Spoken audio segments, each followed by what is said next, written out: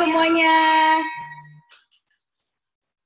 Puji Tuhan, kita semua dalam keadaan yang sehat. Suaranya feedback ya.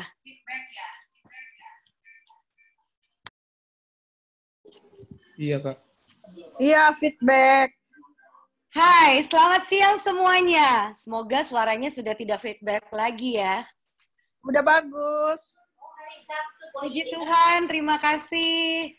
Jumat. Sukacita sekali kita bisa bertemu kembali. Yang pasti kita merasakan kasih Tuhan yang begitu luar biasa. Kita semua yang hadir di sini boleh terberkati dengan hati yang sukacita, hati yang damai, yang mana kita semua sudah boleh mempersiapkan hati dan pikiran kita untuk kita menerima firman-Nya yang adalah untuk makanan dan kekuatan untuk jiwa kita. Kami juga terus kembali mengajak saudara-saudara yang merasa terberkati melalui program ini. Kami juga mengundang bila ada yang rindu untuk bersama-sama belajar Bible Study lebih lanjut, ataupun juga memerlukan pelayanan doa dan counseling, maka nanti ada di nomornya yang akan kami kirim di chat bersama, dan ada juga di flyer yang sudah tertera.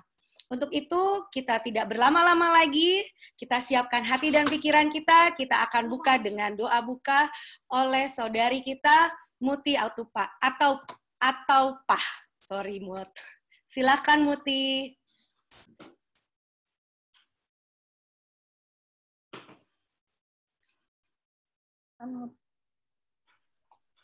Baik.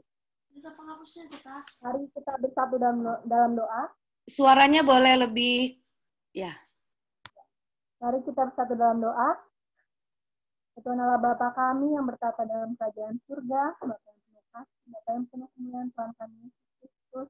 Terima kasih Tuhan atas kebaikan Tuhan pada kami pada saat ini Tuhan, kami dapat berkumpul bersama Tuhan. Kami akan mulaikan secara Bible study kami Tuhan, kami akan belajar Tuhan.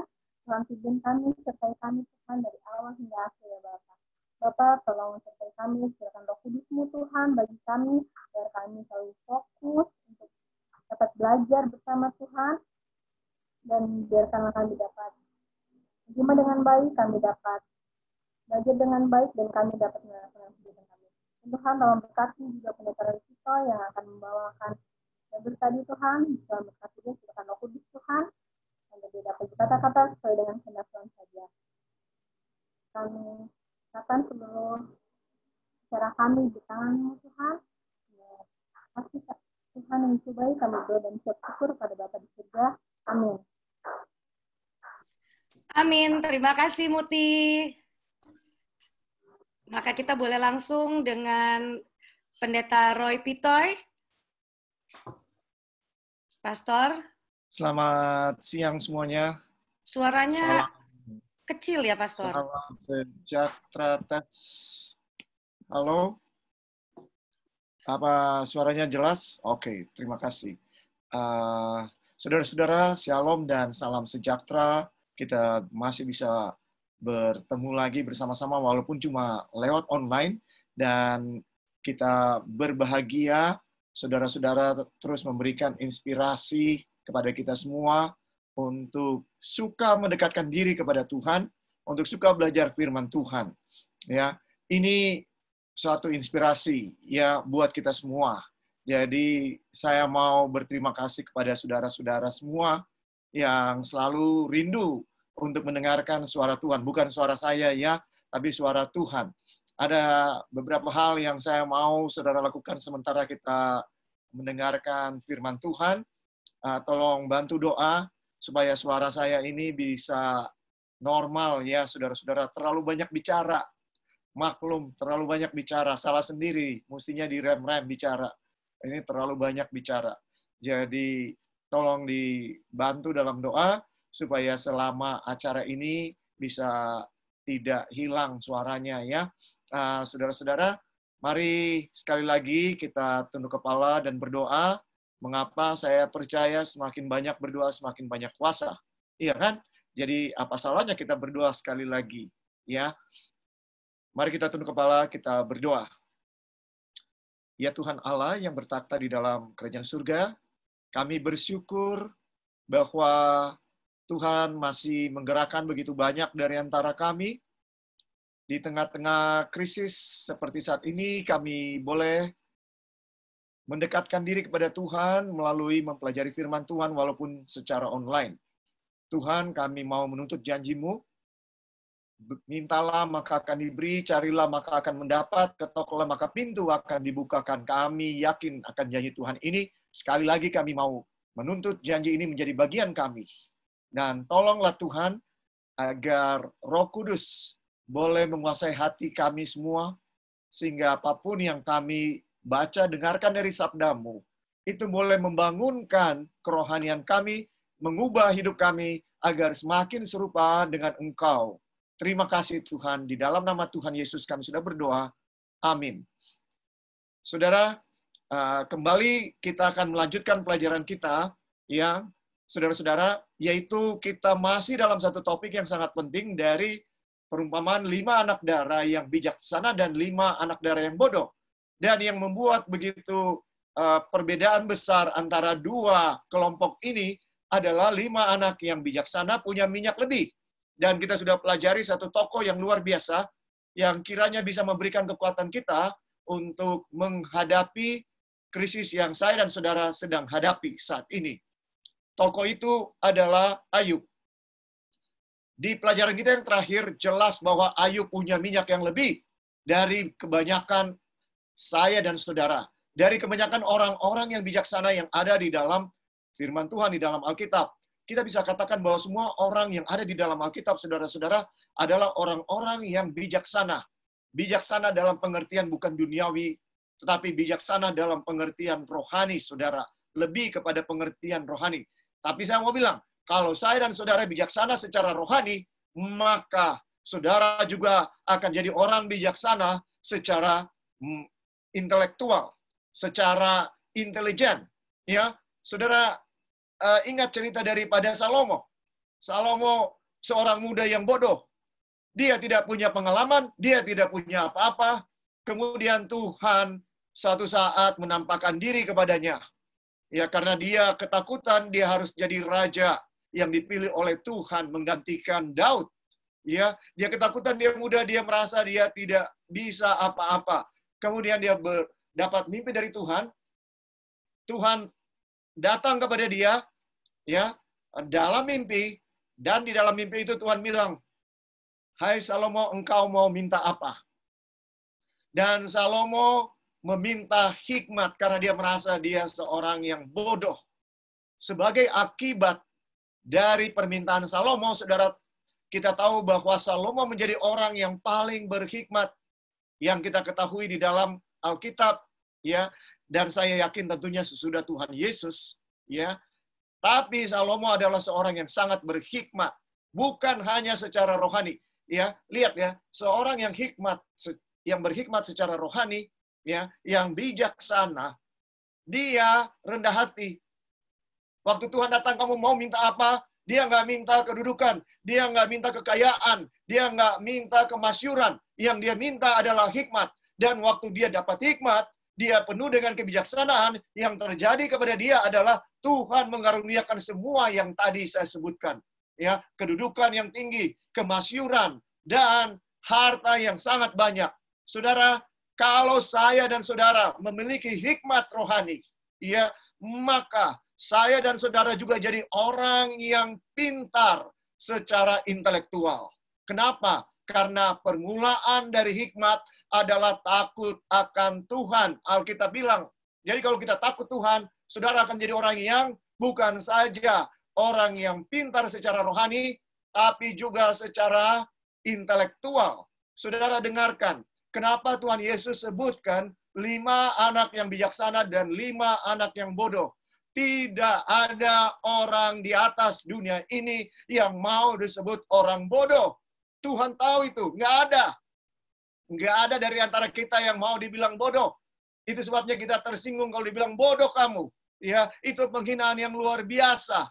Ya, saudaraku, orang yang bijaksana akhirnya akan memilih hal-hal yang bijaksana, yaitu mengutamakan Tuhan. Itu yang terlebih penting, mengetahui apa prioritas dalam hidup ini, yaitu saya dan saudara harus memikirkan kehidupan sesudah di atas dunia ini. Tapi sering kita ini lebih mengutamakan kehidupan yang sekarang, bukan yang akan datang. Orang yang bijaksana secara rohani adalah orang-orang yang memikirkan kehidupan sesudah di atas dunia ini. Jauh, bukan hanya memikirkan kehidupan yang sekarang. Itu sebabnya seorang yang bijaksana secara rohani tidak akan main curang dalam bisnisnya hanya demi keuntungan sementara. Walaupun keuntungan itu mungkin besar, tapi itu hanya sementara. Dia tidak akan main curang, saudara. Ya, hanya demi keuntungan yang ada secara materi. Apalah yang kita cari di atas dunia ini? Kalau saya dan saudara bijaksana, maka saya dan saudara akan cari harta yang kekal. Tidak ada yang memuaskan di atas dunia ini, saudara. Tidak ada. Saudara mau sebutkan apa saja? Tidak ada. Dan itu dialami oleh Salomo. Sesudah dia diberkati oleh Tuhan, apa yang terjadi dengan dia? Dia punya kemasyhuran, dia punya kekayaan, dia punya segala-galanya yang diingini oleh manusia. Ya, dia orang paling kaya yang hidup, begitu banyak emas yang dibawa kepada dia. Orang tidak perlu ditaklukkan dengan peperangan. Mereka semua kagum dengan hikmat yang dia miliki, yang berasal dari Tuhan. Ya, saudara-saudara, sangat terkenal bahwa Salomo seorang yang bijaksana. Ya, apa yang dia katakan? Apa yang dia katakan sebagai kesimpulan di dalam hidupnya? Ya, mari kita lihat di dalam Pengkhotbah pasal 1. Ini adalah kesimpulan yang ditulis oleh Salomo. Sesudah dia murtad, dia jauh dari Tuhan, karena dia punya 1000 istri dan gundik. Saudara bayangkan, ya, ketika Tuhan karuniakan hikmat kepada dia, dia mengandalkan diri, mengandalkan hikmatnya untuk mencapai tujuan Tuhan bagi umat Israel. Dia pikir dengan dirinya, kepintarannya, dia bisa melaksanakan apa maksud Tuhan bagi bangsa Israel. Menjadi saksi dan terang Tuhan di atas dunia ini. Dan dia dengan hikmatnya sendiri berpikir, kalau saya menikah dengan setiap wanita yang ada. Saudara jangan salah.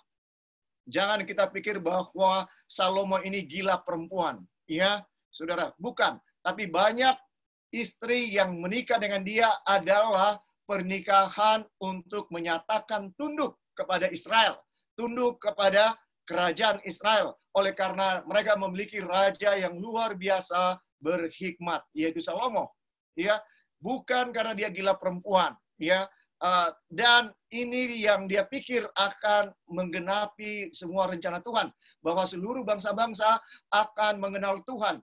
Tapi kita tahu dalam cerita Alkitab, gantinya dia tuntun bangsa-bangsa ini mengenal Tuhan. Yang terjadi adalah dia mengikuti agama kafir daripada istri-istrinya.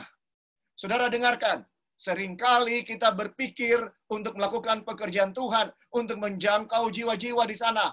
Ya, yang kita lakukan adalah kita kompromi dan kita mengandalkan pikiran kita sendiri. Kita pikir bahwa ini jalannya Tuhan, tapi ternyata saudara itu adalah jebakan dari setan. Ya, seringkali kita terjebak dengan hal-hal seperti ini. Kita pikir ini kehendak Tuhan, ini adalah jalan yang terbaik. Saudara, tidak pernah Yesus membeli kedamaian dengan kompromi. Tidak pernah. Untuk bisa membawa damai, dia adalah Raja Damai, disebutkan dalam Yesaya. Dia adalah Raja Damai yang sejati. Tapi Yesus tidak pernah kompromi dengan dosa untuk bisa berdamai dengan semua orang. Tidak. Kita tidak perlu berkompromi untuk berdamai dengan siapapun, saudara. Kita harus lakukan kehendak Tuhan. Waktu kita lakukan kehendak Tuhan, maka itu adalah yang menyenangkan Tuhan. Ya, yang terjadi dengan kita sering, saudara-saudara, adalah kita mengutamakan perasaan orang lain. Mari kita lihat apa yang dikatakan Alkitab kalau kita mengutamakan perasaan lain, orang lain, ya, dan kompromi dengan kebenaran. Di dalam Galatia 1 ayat 10. Ya, saudaraku, ini firman Tuhan yang bilang, bukan saya.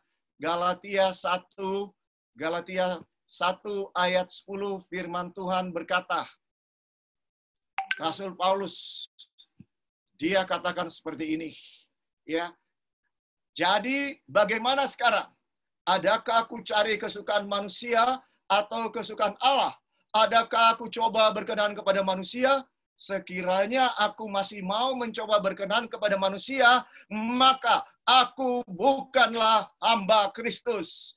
Jelas sekali disebutkan, saudara, kalau saya dan saudara demi menjaga perasaan orang lain, ya, saudara, dan kita akhirnya kompromi karena kita tidak mau menyinggung orang lain, maka saya dan saudara bukanlah hamba Kristus. Tidak peduli apa yang kita klaim, tapi kalau kita menjaga perasaan, ya, dan kita kompromi, tentu saja, saudara, ya, ini bukan hantam kromo, ya. Kalau kita harus berdamai dengan semua orang, kita harus setuju dengan semua orang selama itu tidak bertentangan dengan firman Tuhan. Tapi saya juga sering, saudara-saudara, saya harus katakan, sebagai pendeta, ketika majelis maunya daging, ya, mau yang menyenangkan daging, dan saya tahu ada sesuatu yang dilanggar dari prinsip itu. Tapi karena saya lihat mayoritas mau yang daging, yang tidak sesuai dengan kehendak Tuhan, demi menjaga perdamaian dengan mereka, sering saya harus bilang saya kompromi. Tapi saya mau katakan ini suatu kesalahan. Ini bukan kehendak Tuhan. Karena kalau saya hamba Allah, maka saya harus katakan apa yang menyenangkan Allah, bukan yang menyenangkan ketua jemaat, penatua jemaat, ataupun atasan saya, saudara, ataupun siapa saja. Bukan orang kaya, bukan orang yang berkedudukan, bukan siapapun. Bukan juga orang miskin, saudara.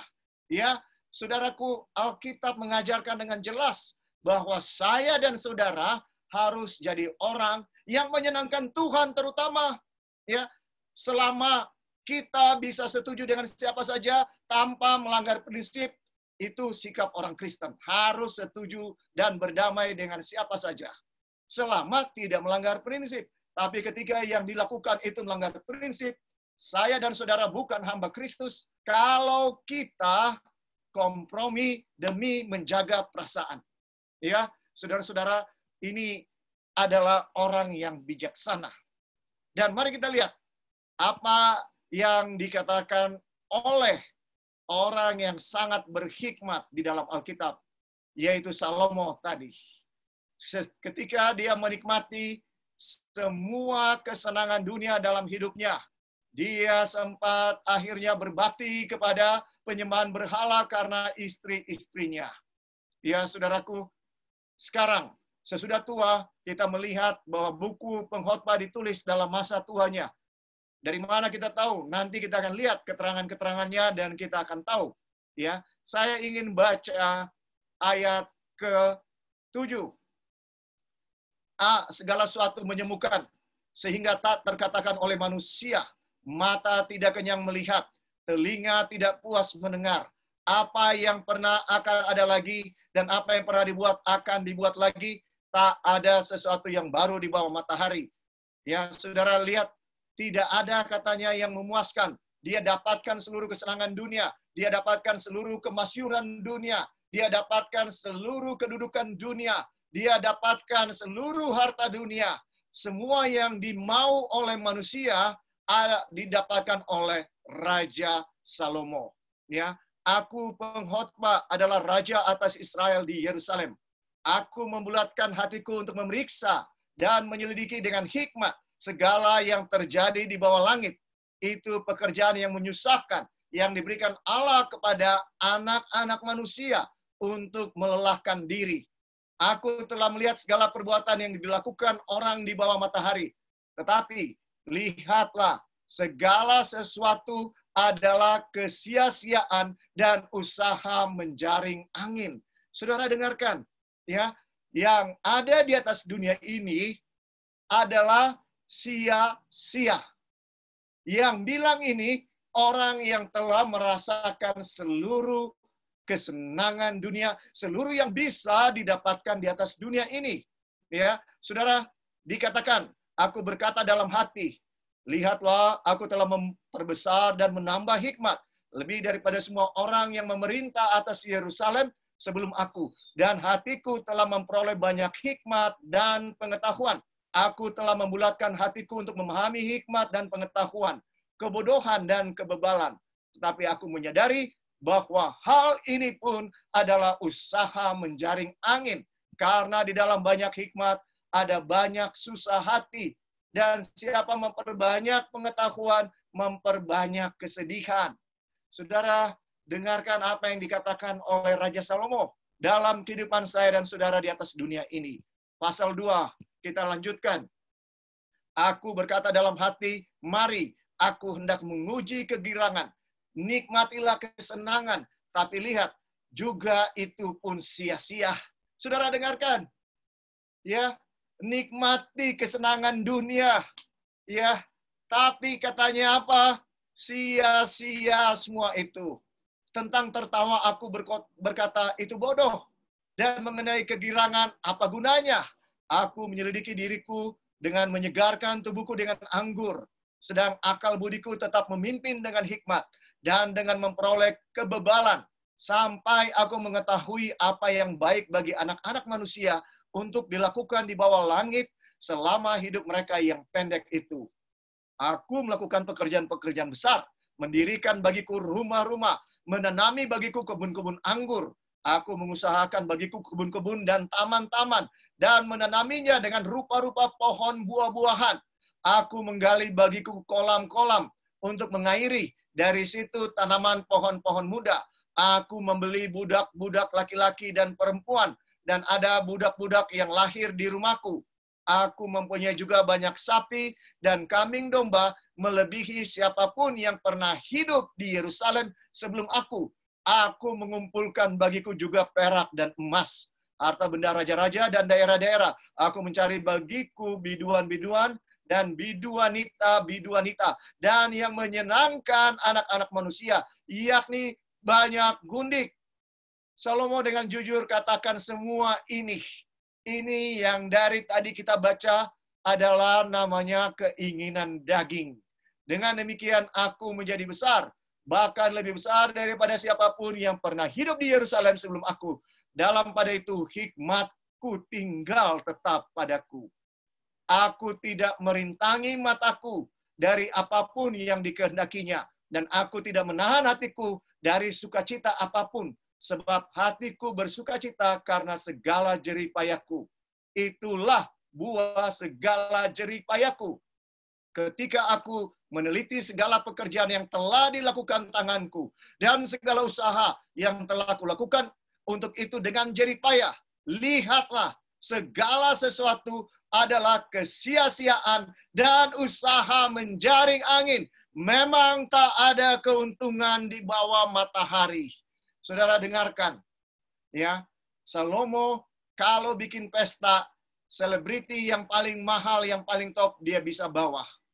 Siapapun wanita yang dia kendaki untuk jadi selirnya, semuanya mau. Tidak ada yang menolak, saudara. Bayangkan sampai 1000, tetap tidak ada yang keberatan untuk dijadikan bukan istri kedua, istri ke-1000. Saudara bayangkan, istri ke-1000. Saya nggak tahu kalau dia masih ingat semua nama mereka. Ya, saudara.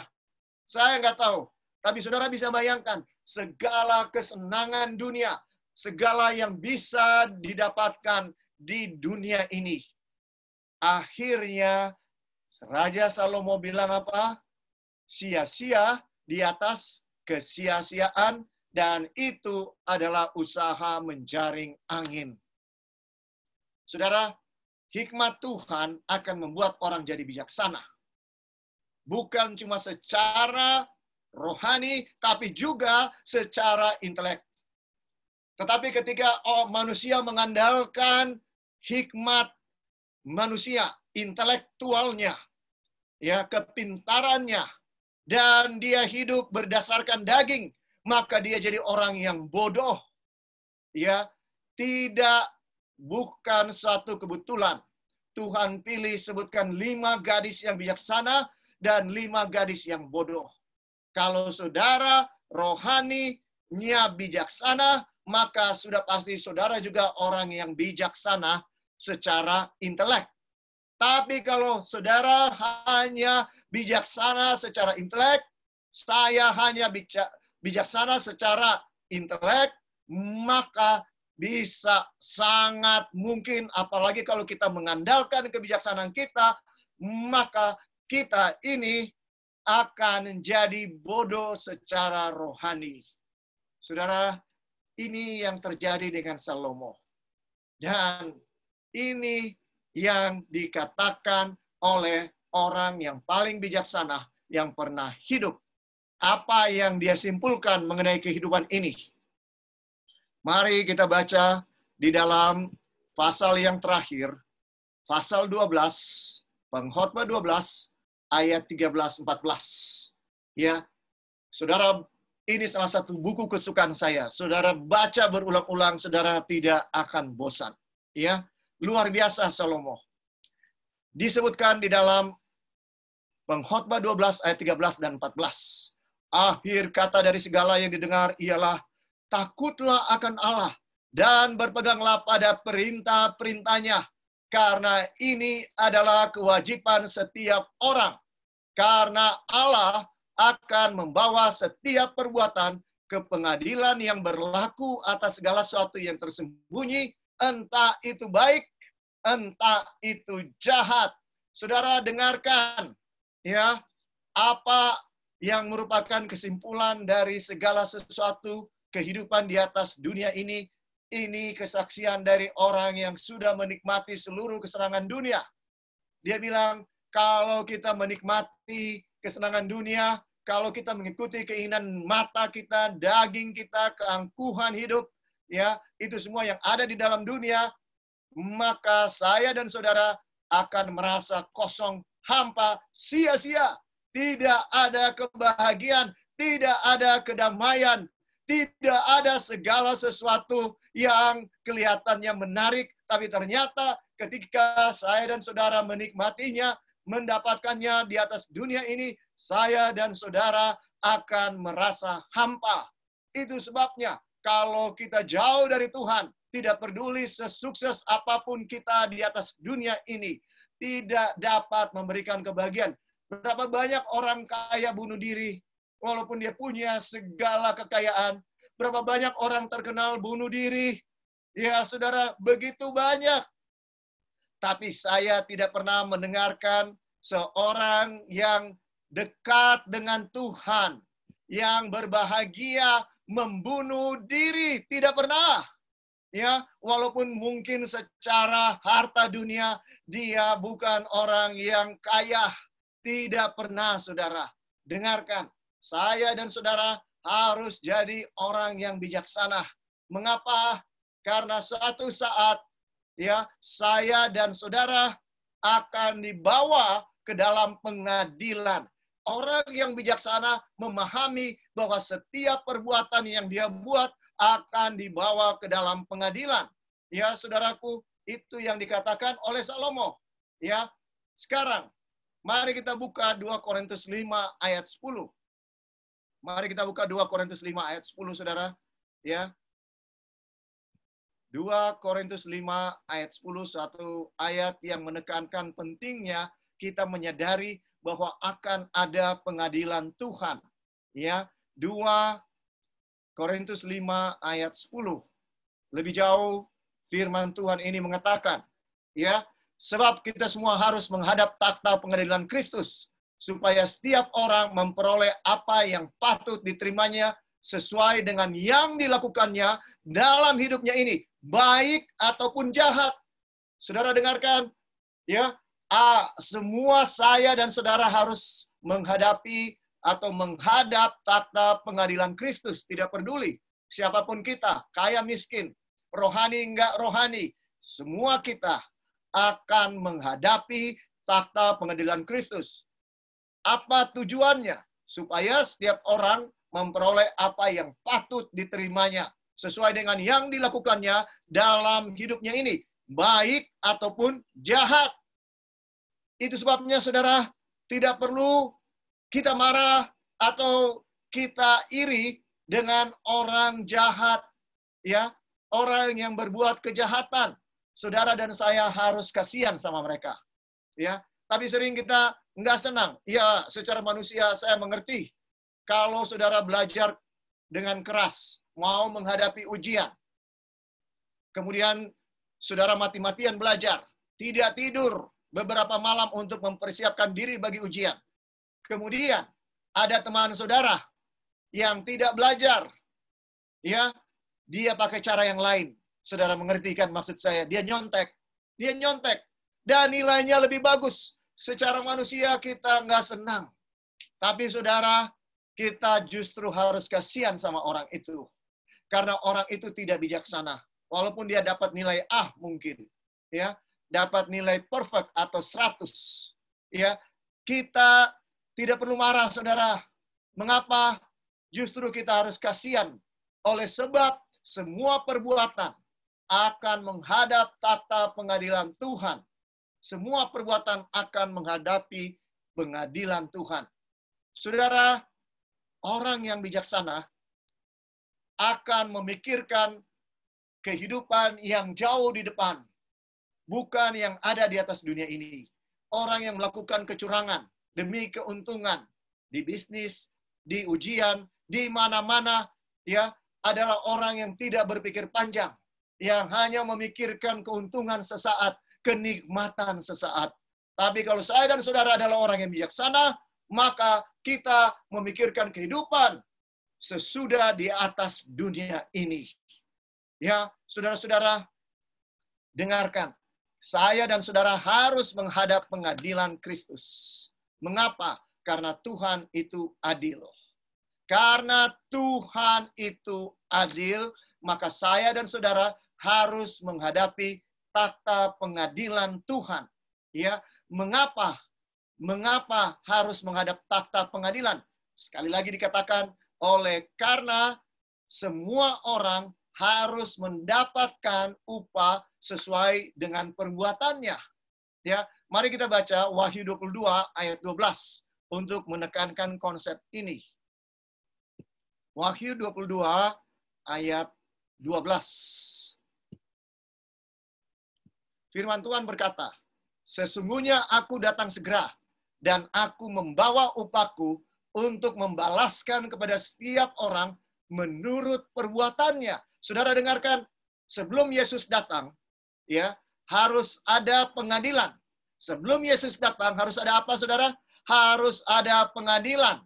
Ya, kenapa? Karena Tuhan datang untuk memberikan upah sesuai dengan perbuatan dari setiap orang. Ya, entah itu baik, entah itu jahat. Ya, Tuhan itu adil. Ya, Dia akan datang dan Dia akan membuat perbedaan. Ya, saudaraku, perumpamaan 5 anak darah yang bijak dan yang bodoh adalah di satu sisi, kalau kita pikirkan lebih dalam, ini adalah suatu pengadilan. Betul atau tidak, saudara?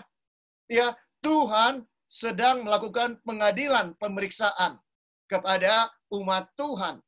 Ada yang bawa minyak lebih, dia bisa masuk bersama-sama dengan Tuhan, dia langsung masuk dan pintunya tertutup. Yang tidak bawa minyak lebih, maaf, kamu di luar, aku tidak kenal. Tuhan bilang seperti itu, kamu tidak dapat masuk. Ya, saudara dengarkan, ini adalah pemisahan, ini adalah pengadilan. Apa tujuan daripada pengadilan? Untuk memisahkan orang yang mendapat upah yang baik maupun mendapat upah yang tidak baik, semua berdasarkan perbuatan mereka. Apakah ini mengajarkan keselamatan oleh perbuatan? Tidak sama sekali, saudara. Sama sekali tidak. Ini hanya mengatakan bahwa akan ada pengadilan, ya, dan ini berbicara mengenai semua orang, umat-umat Tuhan yang sudah menerima kebenaran, ya. Dengan kata lain, mereka sudah menerima Yesus sebagai juru selamat mereka, maka mereka akan diadili. Apakah ini mengajarkan, sekali lagi, keselamatan oleh perbuatan, tidak. Karena mereka ini semua orang-orang yang sudah percaya kepada Tuhan. Dengan kata lain, mereka sudah menerima keselamatan, sudah menerima Yesus sebagai juru selamat pribadi. Jadi tidak, ya saudara. Tetapi sesudah menerima Yesus secara pribadi, saya dan saudara akan mengalami pertumbuhan rohani. Dan ketika saya dan saudara mengalami pertumbuhan rohani, ada yang bertumbuh, ada yang tidak bertumbuh. Ada yang menghasilkan buah-buah roh, ada yang menghasilkan buah-buah kedagingan. Semua tergantung saya dan saudara. Suatu saat nanti, maka kita akan dipisahkan.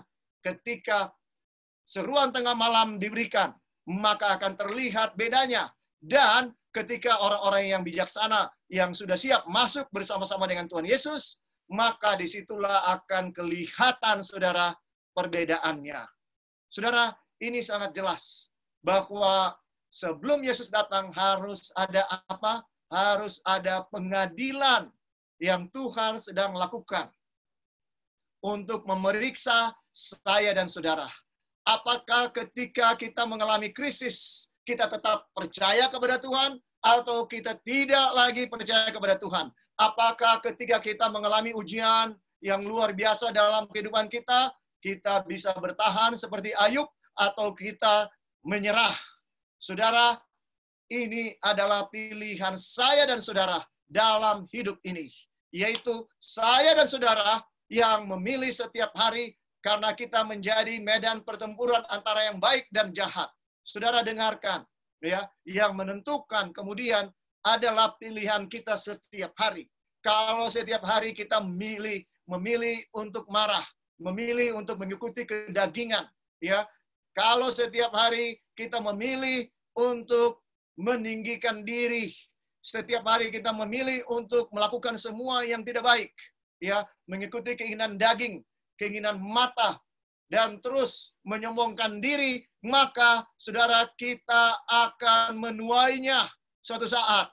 Karena saya dan saudara akan dibawa ke dalam pengadilan. Ya, saya tidak menakut-nakuti atau memotivasi saudara untuk menurut kepada Tuhan hanya karena takut hukuman. Agama yang takut mati untuk masuk neraka. Ya, banyak orang yang beragama karena takut masuk neraka adalah agama yang tidak membawa keuntungan apa-apa, saudara. Begitu banyak orang beragama karena takut hukuman, atau begitu banyak orang beragama karena ingin mendapatkan upah masuk surga. Saya mau katakan, saudara, kalau motivasi kita masih seperti ini namanya motivasi yang kurang, defisit motivation, ya, motivasi yang salah. Lebih bakunya motivasi yang salah. Dari mana? Kita tahu 1 Korintus 13. Ini adalah pasal tema daripada orang Kristen. Saya dan saudara harus tahu dengan tepat. Ya, 1 Korintus 13 mulai ayat 1 dibilang, sekalipun aku dapat berkata-kata dengan semua bahasa manusia dan bahasa malaikat, tetapi jika aku tidak mempunyai kasih, aku sama dengan gong yang berkumandang dan canang yang gemerincing. Dan sekalipun aku mempunyai karunia untuk bernubuat, dan aku mengetahui segala rahasia, dan memiliki seluruh pengetahuan. Bayangkan saudara tahu di mana MH360 yang hilang. Ya, luar biasa kalau saudara punya karunia tahu segala sesuatu. Ya, mengetahui segala rahasia. Bayangkan kalau saudara bisa tahu apa sebenarnya yang ada di belakang daripada COVID-19. Karena begitu banyak teori konspirasi saat ini. Tapi saudara tahu apa sebenarnya yang terjadi, dan saudara bisa buktikan, dan ternyata saudara benar. Seluruh dunia akan menyembah saudara. Betul atau tidak, saudara? Ya, tetapi Alkitab bilang, dan sekalipun aku mempunyai iman yang sempurna untuk memindahkan gunung, tetapi jika aku tidak mempunyai kasih, aku sama sekali tidak berguna. Saudara dengarkan, apapun iman kita yang luar biasa, bisa bahkan menyembuhkan orang sakit yang ditolak oleh dokter. Iman kita yang sempurna mungkin bisa membangkitkan orang mati. Tetapi Alkitab bilang, buah roh jauh lebih penting daripada karunia roh. Tapi sering kita manusia, saya pun, bukan cuma saudara, saya pun terkesan dengan yang lahiriah yang kelihatan. Tapi Tuhan lebih terkesan dengan orang yang punya kasih. Orang yang punya kasih kepada dia dan kepada sesama. Otomatis kalau kita mengasihi dia, kita akan mengasihi sesama. Tapi yang terjadi di atas dunia ini, sering saya juga melakukan, ya saudara, kita mengasihi dia dengan alasan mengasihi dia, tapi kita tidak mengasihi sama. Ini adalah satu yang menyesatkan saya dan saudara. Ya, kita harus lebih mengasihi Tuhan, maka otomatis kita akan mengasihi sama. Apa yang saya maksud? Sering sekali, ya saudaraku, dalam pengalaman saya sebagai hamba Tuhan, ada pemimpin-pemimpin gereja yang katakan, pendeta, ya, tolong tegur saudara A, tolong tegur saudara B. Ya, saudara tidak salah menegur orang yang melakukan kesalahan. Itu kewajiban saya dan saudara. Matius 18 katakan, apabila kamu melihat saudaramu bersalah, tegurlah dia 4 mata. Ya, tidak salah untuk menegur orang. Tetapi saudara, seringkali semangat bilang pendeta, tolong tegur saudara A, tolong tegur saudara B, adalah karena dendam kesumat dari masa lalu. Jadi dipakai alasan yang kelihatannya benar. Ya, kalau di dunia ini namanya politically correct. Ya, kelihatan ucapan yang benar, tapi sebenarnya hatinya lain. Jadi harus menjawab sesuai dengan yang diinginkan. Itu namanya politically correct. Tapi saya mau ganti. Mungkin lebih tepat kalau dalam konteks gereja kita sebutkan religiously correct. Biblically correct. Tapi hati kita bagaimana? Hati kita membenci, tapi kita pakai ayat pendeta. Ayat ini bilang, ini harus ditegur. Saudara, apa yang paling utama dalam hidup kita? Saya dan saudara orang berdosa. Ya, tidak peduli saya pendeta, saya orang berdosa. Ya, saudara, ya, saya mau bilang ini. Tapi semua kita ditebus oleh Tuhan Yesus. Tidak ada yang seharusnya merasa dosanya lebih kecil, yang lain dosanya lebih besar, sehingga dia bisa katakan, saya lebih benar dari kamu. Saudara, saya mau sampaikan, nggak ada yang bisa katakan begitu. Semua kita orang yang berdosa. Jadi kenapa kita tetap menghakimi orang lain? Dia sedang bertumbuh. Kita semua juga bergumul dengan diri kita. Dan saya mau katakan semua kita tahu bahwa itu tidak mudah. Bahkan Rasul Paulus katakan, apa yang aku mau yang benar. Bukan itu yang kulakukan. Tapi apa yang kubenci, yang tidak baik, itu yang kulakukan. Aku manusia celaka. Siapakah yang dapat menyelamatkan aku dari tubuh maut ini? Saudara, kalau Rasul Paulus sendiri bergumul dengan daging, apalagi saya dan saudara-saudara. Kita semua bergumul dengan kedagingan. Tetapi saya heran dengan diri saya. Sering saya yang penuh kasih karunia dalam kehidupan saya dari Tuhan. Dan sudah diampuni, merasakan berkat pengampunan yang luar biasa dari Tuhan. Tapi kenapa kedagingan saya masih merasa lebih benar dari orang lain, padahal kita sama-sama diampuni oleh Tuhan. Saudara masih ingat perumpamaan yang Tuhan Yesus berikan? Ada seorang yang berhutang sangat luar biasa besarnya. Kemudian Tuhan itu merasa bahwa dia tidak bisa lagi membayar. Dan dia bilang, aku ampuni, hapus semua utangmu. Tapi ada seorang yang berhutang sama dia. Datang sama dia, dia bilang, kamu tidak bayar, saya masukkan kamu ke dalam penjara. Saudara, sering saya dan saudara seperti itu. Merasa bahwa orang lain sudah bikin kesalahan yang sangat besar sama kita. Dan kita tidak bisa ampuni, maaf, kita tidak bisa ampuni. Tetapi padahal kita sudah menerima pengampunan kasih karunia dari Tuhan yang luar biasa. Saudara, ini kedagingan yang luar biasa. Ini adalah orang yang bodoh, yang buta, yang melarat, yang malang, dan telanjang. Siapa itu? Saya dan saudara. Itulah dia. Itulah kita sebelum kita bertemu dengan Yesus. Ya, saudara, penghakiman dari Tuhan bukan penghukuman. Penghakiman dari Tuhan adalah kasih karunia Tuhan untuk menjadi berkat bagi saya dan saudara. Loh, pendeta, bagaimana penghakiman itu berkat? Mari kita buka di dalam Sakaria 3. Mari kita buka di Sakaria 3, saudara. Saya mau sampaikan suatu pekabaran dari Tuhan yang luar biasa. Di dalam Sakaria pasal 3, firman Tuhan berkata, ya, mari kita lihat.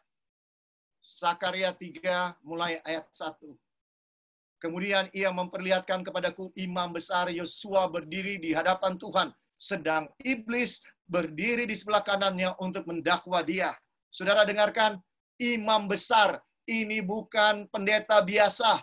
Ini adalah pemimpin dari pendeta, kepala dari pendeta, orang yang dianggap paling suci dari semua pendeta yang ada. Dia pemimpin, dia adalah mewakili seluruh bangsa Israel.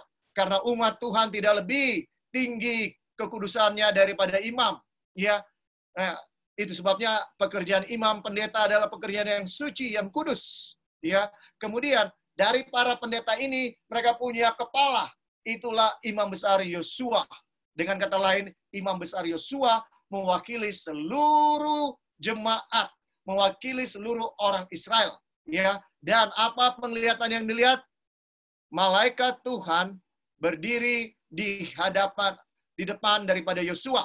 Sedang iblis berdiri di sebelah kanannya untuk mendakwa dia. Saudara dengarkan, ini pekerjaan daripada iblis. Ya, saudara benar, salah, ya, iblis bekerja untuk mendakwa saudara. Ya, dia tahu saudara dan saya berdoa atau tidak. Dia tahu kita baca Alkitab atau tidak. Dia tahu bahwa saudara tidak pernah menginjil. Ya, dia tahu kalau saudara tidak pernah melakukan sesuatu bagi Tuhan. Dia tahu kalau saudara dan saya sungguh-sungguh berbakti atau tidak. Sedangkan orang yang benar dia dakwah. Kira-kira bagaimana dengan orang yang tidak benar? Ayub dia dakwah, Tuhan, gara-gara kamu berkati dia, makanya dia setia kepada kamu. Coba kamu angkat berkat kamu, angkat perlindungan kamu. Saya mau lihat kalau dia masih mau setia. Walaupun saudara hidup benar, setan akan dakwa saudara. Apalagi bayangkan kalau saya dan saudara ada kesalahan. Dengarkan, itu pekerjaan iblis. Lalu berkatalah malaikat Tuhan kepada iblis itu, Tuhan kiranya menghardik engkau, hai iblis. Tuhan yang memilih Yerusalem, kiranya menghardik engkau. Bukankah dia ini puntung yang telah ditarik dari api? Adapun Yosua mengenakan pakaian yang kotor waktu dia berdiri di hadapan malaikat itu. Ya, setan mendakwa saya dan saudara di dalam pengadilan. Ya, ini Alkitab yang bilang setan sedang mendakwa saya dan saudara. Namun Tuhan membela kita dengan menghardik siapa? Menghardik iblis. Saudara, malaikat Tuhan berkata kepada iblis, ketika saudara lihat huruf M di depan dan itu huruf besar, kira-kira siapa yang dimaksud ini? Apakah ini malaikat biasa? Di dalam Alkitab, ketika M besar, ya saudara, itu melambangkan Tuhan. Ini bukan malaikat, ya, ini adalah beberapa ekspresi seperti ini menggambarkan itu adalah Tuhan sendiri. Ya, Tuhan kiranya menghardik engkau, hai iblis. Tuhan yang memilih Yerusalem, kiranya menghardik engkau. Bukankah dia ini puntung yang telah ditarik dari api? Saudara, saya dan saudara di dalam pengadilan, ya, kita seperti mengenakan pakaian yang apa? Pakaian yang kotor. Waktu dia berdiri di hadapan malaikat itu. Saya dan saudara di pengadilan Tuhan kelihatan pakaian kotor. Ya, tapi saudara dengarkan pekabaran yang luar biasa ini. yang memberikan perintah kepada orang-orang yang melayaninya. Saudara, dengarkan. Ada perintah yang diberikan oleh malaikat Tuhan. Tanggalkanlah pakaian yang kotor itu daripadanya. Dan kepada Yosua ia berkata, lihat, dengan ini aku telah menjauhkan kesalahanmu daripadamu. Aku akan mengenakan kepadamu pakaian apa? Pakaian pesta. Kemudian ia berkata, taruhlah serban tahir pada kepalanya. Maka mereka menaruh serban tahir pada kepalanya dan mengenakan pakaian kepadanya, sedang malaikat Tuhan berdiri di situ. Saudara, dengarkan. Dengarkan. Ya, saya dan saudara didakwa oleh setan. Tetapi pengadilan Tuhan mengatakan, ya, bahwa Tuhan akan memberikan kepada kita pakaian pesta, ya. Sebelumnya, waktu setan mendakwa saya dan saudara, pakaian kita itu pakaian apa? Kotor. Tidak peduli saudara imam besar. Tidak peduli saudara punya posisi yang suci dalam gereja, yang tinggi dalam gereja. Tapi saya mau bilang saudara, kalau saya dan saudara didakwa oleh setan, maka kita akan kelihatan kotor. Mengapa? Perbuatan baik kita mungkin kelihatan baik, tapi sesungguhnya yang menentukan hati kita. Kalau motif kita bukan karena kasih kepada Allah dan kasih kepada sesama, maka yang terjadi adalah perbuatan kita itu kotor. Tidak peduli saudara dan saya memberikan segala sesuatu yang ada pada kita. 1 Korintus 13 ayat 3 bilang, ya. Dan sekalipun aku membagi-bagikan segala sesuatu yang ada padaku, bahkan menyerahkan tubuhku untuk dibakar. Tetapi jika aku tidak mempunyai kasih, sedikit pun tidak ada faedahnya bagiku. Saudara dengarkan, dari luar kelihatan bisa suci, bisa saleh, bisa baik, bisa memberikan sembako, bisa memberikan sumbangan yang besar kepada gereja, bisa melakukan apa saja yang baik yang kita sebut baik secara terlihat. Tetapi saudara, yang menentukan adalah apa? Hati. Hati yang menentukan. Itu sebabnya perbuatan baik kita, saudara, kalau bukan karena kasih, itu semua adalah pakaian kotor. Ya, kalau kita berbuat baik supaya masuk surga, kita sedang pakai pakaian kotor.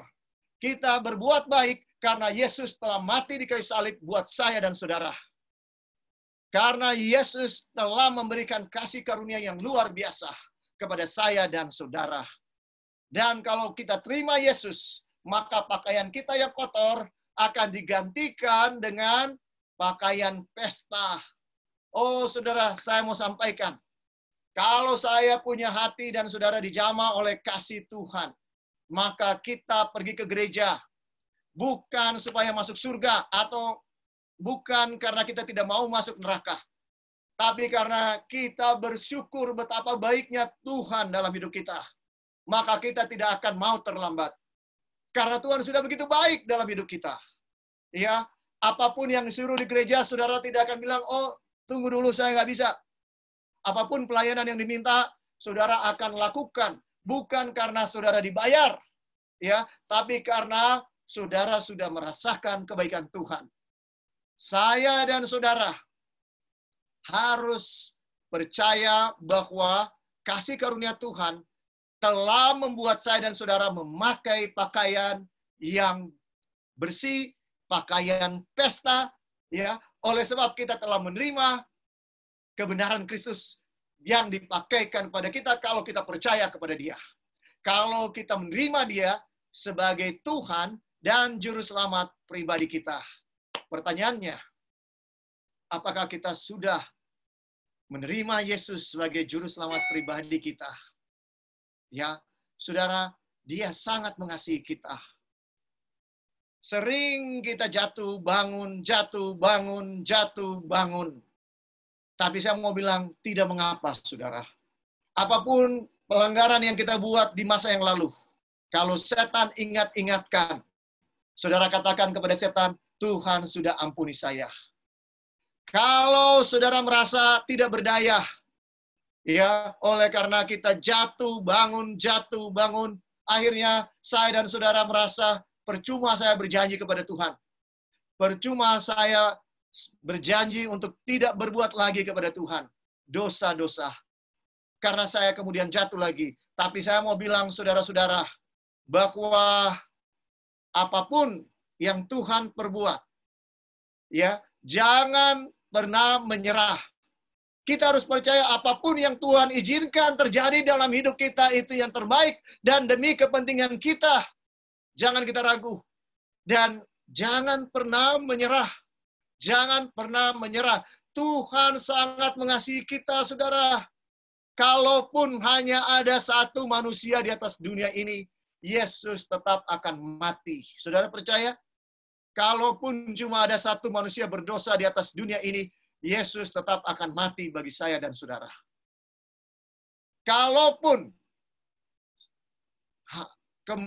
untuk menyelamatkan saya dan saudara, kalaupun untuk menyelamatkan saya dan saudara, Yesus harus mati selama-lamanya.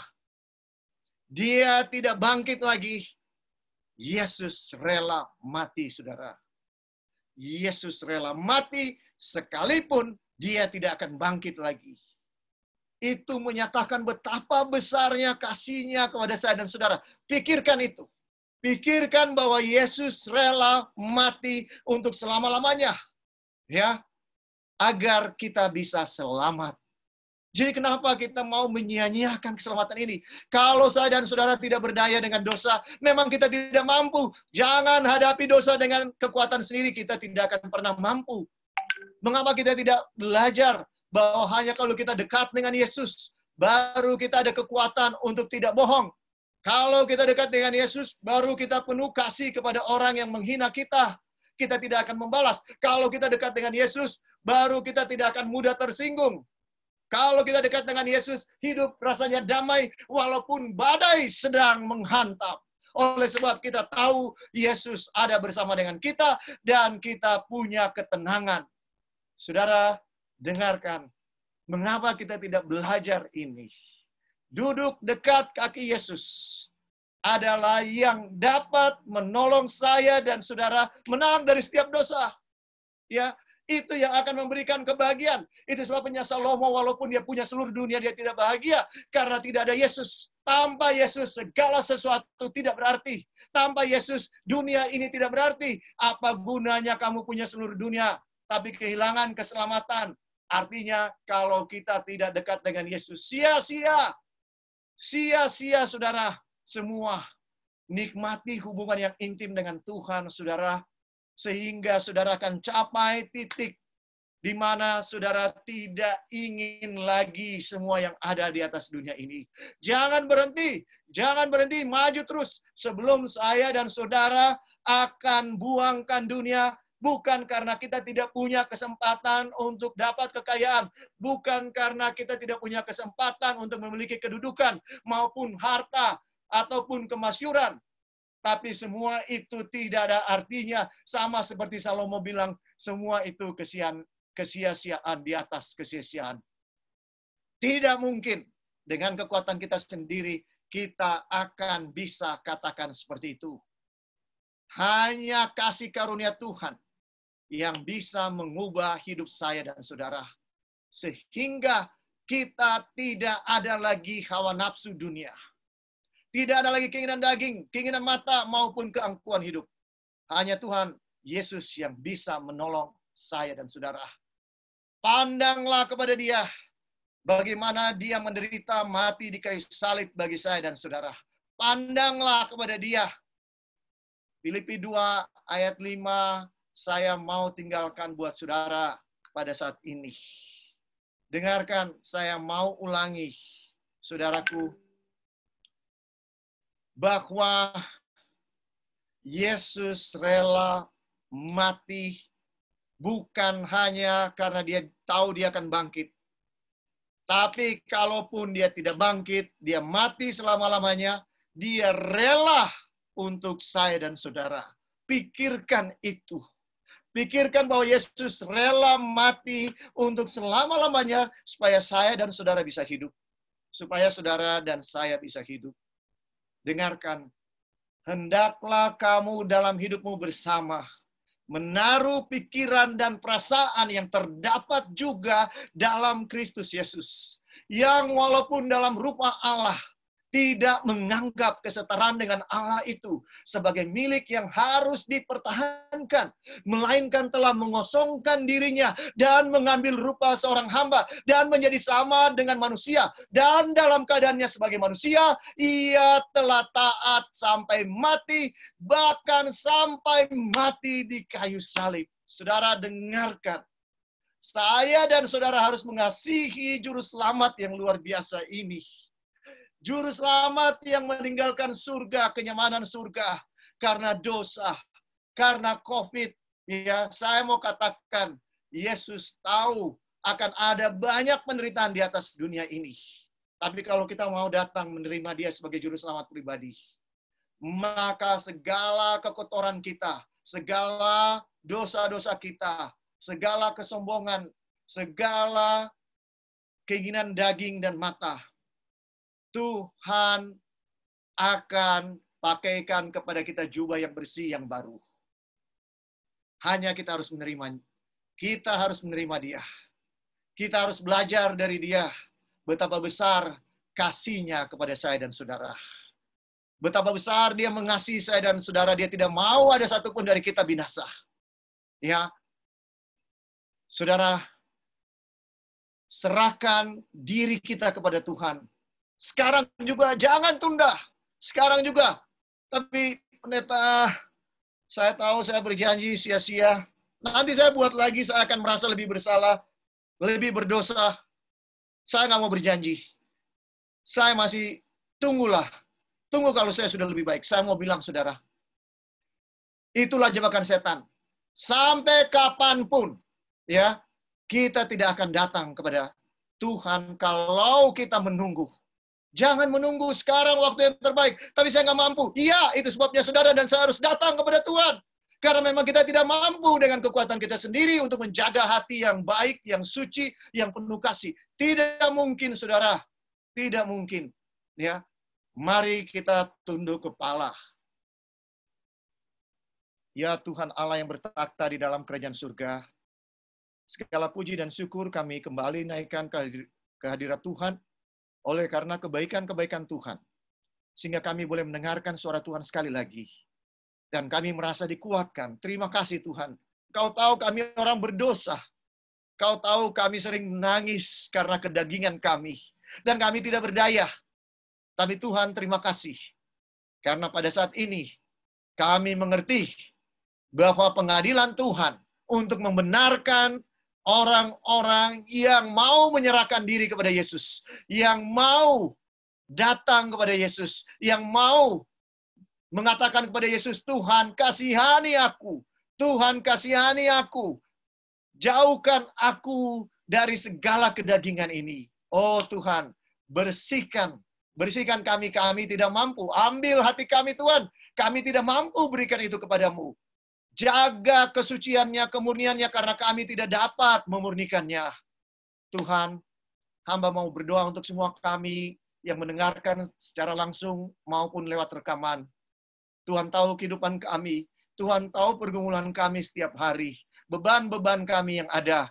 Tuhan, terima kasih karena Tuhan telah menolong kami sampai saat ini. Melewati semua ujian kehidupan yang sangat berat. Kedagingan-kedagingan yang sangat berat. Tapi Tuhan, kami bersyukur bahwa kami boleh terus bertumbuh. Dan hamba berdoa, biarlah kami tidak akan pernah berhenti mau mendekatkan diri kepada Tuhan. Biarlah kami terus rasa miskin di hadapan Engkau. Kami rasa lapar dan haus akan kebenaran dan selalu mau mencari Engkau, Tuhan. Taruh di dalam hati kami, ya Tuhan, kesukaan untuk mencari Engkau. Di dalam nama Tuhan Yesus kami sudah berdoa. Amin.